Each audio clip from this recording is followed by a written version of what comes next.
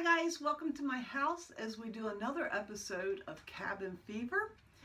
We've gone over a couple different things. Last month we went through the theme of forgiveness. This month we're going to be talking about humility. And if you don't know what humility means, it's putting others first by giving up something that you think you deserve. With this, we're going to be starting a new theme, which is upside down. And that's all about how Jesus came to this earth and turned it upside down. Pretty simple. The first week, we're going to go into Matthew 26, verses 36 through 56. And we start out with Jesus having a special Passover meal with his disciples. And he showed what service and humility looks like by washing their feet. Can you imagine sitting there and having Jesus wash your feet? I think it would be just amazing. Okay, so after they were done with their meal, Jesus led them out into a garden. He wanted them to watch and to pray with him.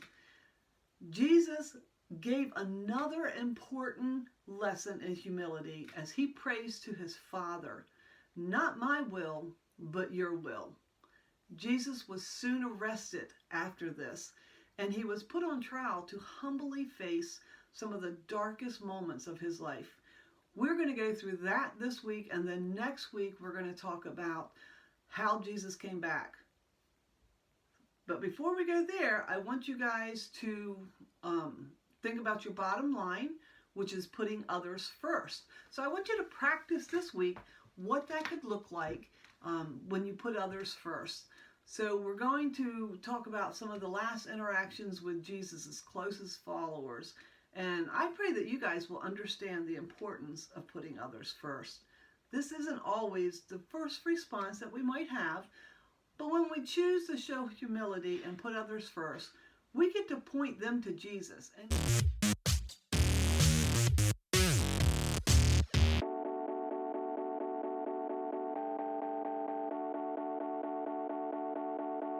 Hey, this is Jacob, or, just Jake. Is everyone okay?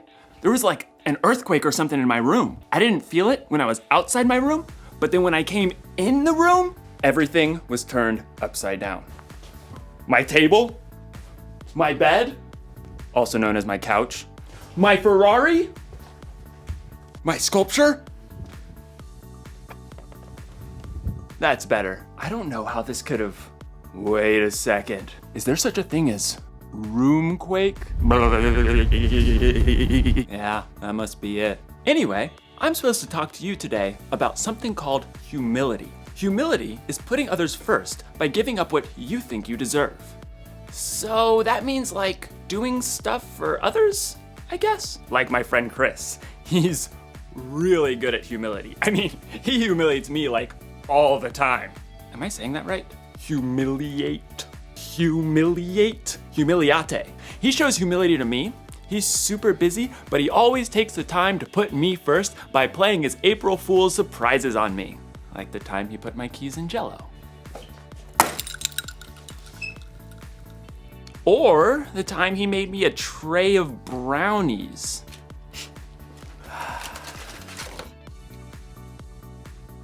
Brownies. And who can forget the old unscrew the top off the salt surprise? Chris is a funny guy. Hey, you know what I think? And this is just between you and me. Chris is the one who turned all my stuff upside down. It wasn't a roomquake after all. This must have taken a really long time. I mean, he turned all my stuff upside down. I do need to call my mom. This must have taken a lot of work. I'm not sure that it's fair that Chris keeps playing all these April Fool's month surprises on me, and I haven't even got him once. I don't deserve this. What I deserve is to get him back. Was that my toaster? The story today is about Jesus when he prayed in the garden while his friends couldn't even stay awake to keep watch. Jesus didn't deserve that. I wonder what he did about it. Stay tuned. I'm gonna come up with a way to turn the tables on Chris. Chris is gonna notice when he goes in his room the tables aren't the way he remembered them. I'm gonna get the revenge I deserve. I'm gonna get the revenge I deserve! Is what I'm trying to say. Yeah, okay.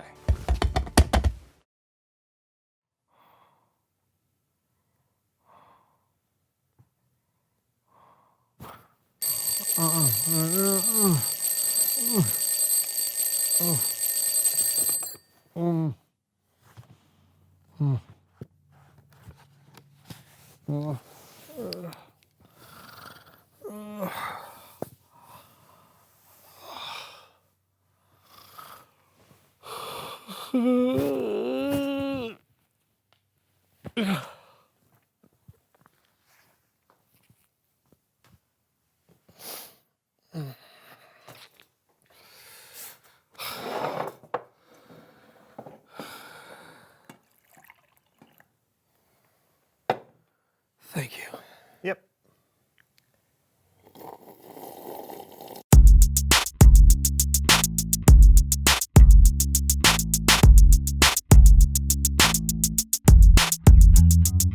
Hello, so-and-so friends. Hey to you and all of our viewers. From near and far. welcome to the So-and-So Show. I'm John. And I'm Brandon. And we have got a show for you today. that we do. Why don't you tell them about it, John? Oh, no, my friend, after you. I insist. No, After you. no, I insist after you. It's time to play a game we call After You! And now for everyone's favorite game show, After You. This is a game that requires humility, where you want to put the other person first. So, after you. What am I supposed to do? We're going to balance a cup of water on a book, on our heads. Okay. Water balancing.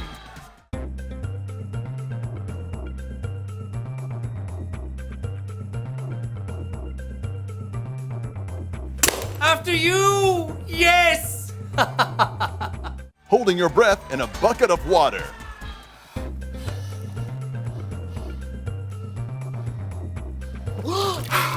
After you! Standing on a box while being hit with a palm frond. After you. After you. After you. After you. Nope. Whoa, whoa.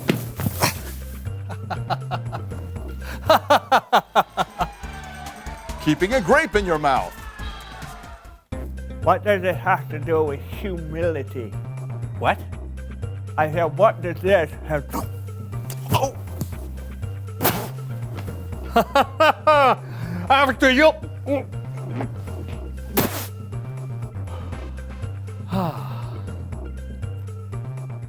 Thanks for playing After You.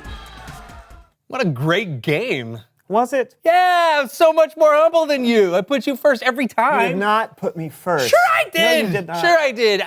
You were the first to drop the water, the first to choke on a grape. I put you first in the game, which makes me first in putting you first. Wait a minute. Maybe I should have put you first by telling you to put me first. But if you put me first, because I let you put me first, I'd still be first at putting you first, which means, oh! It was you who were putting me first all along. Well played, Brandon. Well played. Uh-huh. It's Bible story time with Kellen.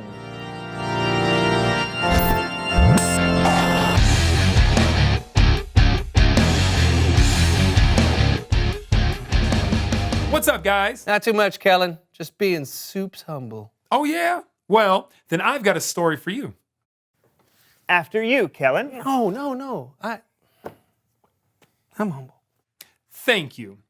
Our story picks up just after Jesus shared what he knew would be his last supper with his disciples. His heart was very heavy, so Jesus led his disciples outside to a place called Gethsemane, a kind of garden with olive trees. And Jesus asked Peter, John, and James to keep watch so he could pray. The disciples sat and waited, tired after a full meal, while Jesus went off by himself to pray to God. It was not a happy prayer. Something very bad was going to happen to Jesus that night, and he knew it. He was so sad, so anxious, and he prayed to his Father in heaven with all his might. My Father, if it is possible, take this cup of suffering away from me. But let what you want be done, not what I want. He prayed this way for what felt like an hour. But when he returned to his friends, he found them sound asleep. Couldn't you keep watch with me for 1 hour? Watch and pray. Then you won't fall into sin when you are tempted. The spirit is willing, but the body is weak. 3 times, Jesus asked his disciples to stay awake while he prayed. And each time, his friends fell asleep. And then it happened. Are you still sleeping? Look, the hour has come. The Son of Man is about to be handed over to sinners. Get up. Let us go. Here comes the one who is handing me over to them. The disciples watched horrified as Judas, one of their friends, came up to Jesus, followed by a large crowd armed with clubs and swords. Greetings, Rabbi. Friend, do what you came to do. Judas went to Jesus at once and kissed him. This was Judas' signal to the armed men that Jesus was the one they should arrest. When they saw the signal, they grabbed Jesus. That's when Peter leapt into action. Peter took out a sword and lifted it. He swung the sword at the servant of the high priest and cut off his right ear. Yeah. Go, Peter. Woo! Yes! And then Jesus' disciples fought off the armed men and brought Jesus safely back home. Thanks for the story, Kellen. Yeah. Actually, that's not exactly what happened. Oh, don't ruin this happy ending for me, Kellen. So Peter cut off the servant's ear. But then, before things got completely out of hand, Jesus spoke out to the angry crowd. Put your sword back in its place. All who use the sword will die by the sword. Do you think I can't ask my Father for help? He would send an army of angels right away. But then, how would the scriptures come true? They say it must happen in this way. Then Jesus touched the man's ear and healed him. But Jesus' disciples, his friends, ran, leaving Jesus alone. He was arrested and taken away. To be continued. That's not happy at all. I know, but that's what happened. In fact, things got even worse after that. Worse? I don't get why Jesus was arrested in the first place. He didn't do anything wrong. True. And if he could have called an army of angels to save the day, why didn't he do that? Well, it's like what Jesus said when he was praying. He told God, "Let what you want be done, not what I want." Sure, he didn't deserve to be arrested. And sure, he could have easily done something miraculous to save himself. But Jesus knew that God had a bigger plan, so he put God first. And really, by putting God first, he was putting us first, because we were the reason God sent Jesus in the first place. Oh, so it is a happy ending? You'll have to wait until next time to find out. Ah, rats. Or, you could ask somebody how it ends, or read it in the Bible. It's a very famous story. Great idea, Kellen. Thank you for the story. Yeah, thanks. No problemo. I'll see you guys later. Later. Okay, so now we know where to turn to find out how to put others first. Yeah, the After You game. Oh, Jesus. Oh, right. Jesus. Jesus put his friends first, even though they fell asleep when they should have been keeping watch. His enemies, too. He actually healed one of the guys who came to arrest him. He put everyone first, which brings me to a question. Oh, reveal the question. How do you put others first? By letting them order before me at a restaurant. Oh, yeah, or by watching what someone else wants to watch on TV. See, that's why you sat through 14 hours of baking shows with me last week. Yeah, and I still don't know what fondant is. You know what? You win, friend. You win, my friend. You are definitely the most humble person Not alive. a competition. Well, you're number one. No. You're number one. You're number one. No, you're putting me first, so I'm number one. No, you're number two. You're number two. Talk about it together. You're number two. How do you put others first? And we'll see you next time on the So-and-So Show. Can we go now? Oh, after you. Okay. Ah, see? Now I'm number two. I'm number two. I'm number two. Wait. Ancient Romans used to use grapes as earplugs. I can't hear you. I've got a grape in my ear. I have a grape in my ear. I can't hear you. Do you know what they used to use grapes for as well? Like so. When they swim. Oh, you knocked one of my. I can hear. I can hear.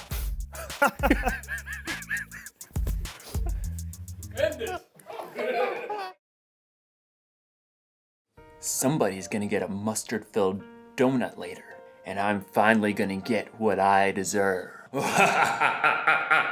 Hey, did you know that Jesus didn't deserve all that stuff that happened to him? Like when his friends ditched him when he needed them, and when those people arrested Jesus even though he never did anything he wasn't supposed to? And then, when he was put on that cross, I mean, what? Jesus could calm a storm with his hand and bring dead people back to life. Why do you let all that bad stuff happen to him? Turns out, it was all a part of the plan.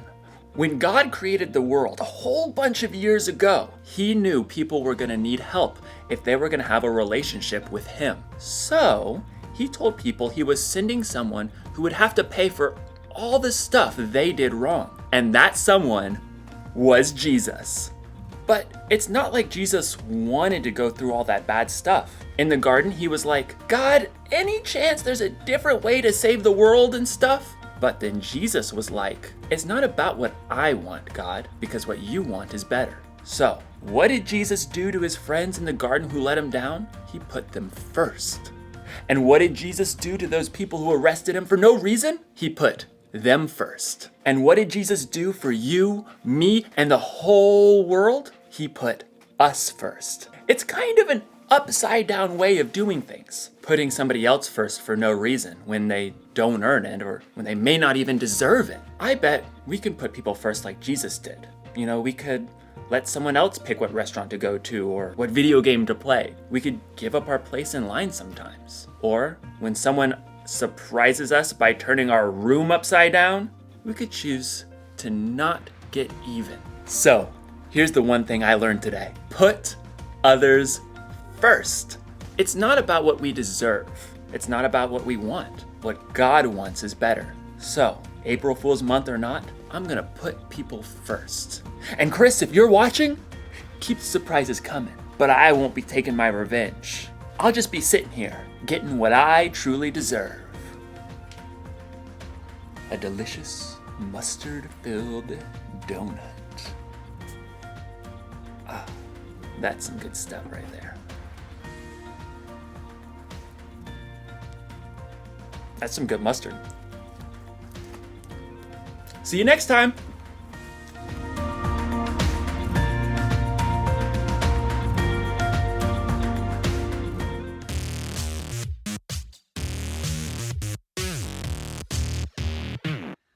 Hi guys, I'm going to say the memory verse with a cup and a book on my head, and hopefully they don't fall off. Don't do anything to get ahead. Don't do it because you are proud. Instead, be humble. Value others more than yourself. Philippians 2:3. Nerve. Okay, that was a lot of fun. A little hard to stay that still. I just wanted to share with you guys, Easter is next week and we are so excited. We will have Easter services, and of course we're going to have kids services as well. But on Saturday night, when you guys are coloring your Easter eggs and just getting things done around the house, waiting for Easter morning, I want you guys to take time at 6 p.m. and join us for what we call Easter Jam. Now, this isn't like grape jam or strawberry jam. This is Easter Jam. There's going to be a lot of games. There's going to be the Bible story. There's going to be worship. It's going to be a lot of fun. Join us here on Oak Ridge Kids, 6 p.m. Saturday night. Thank you guys. See you later. Bye.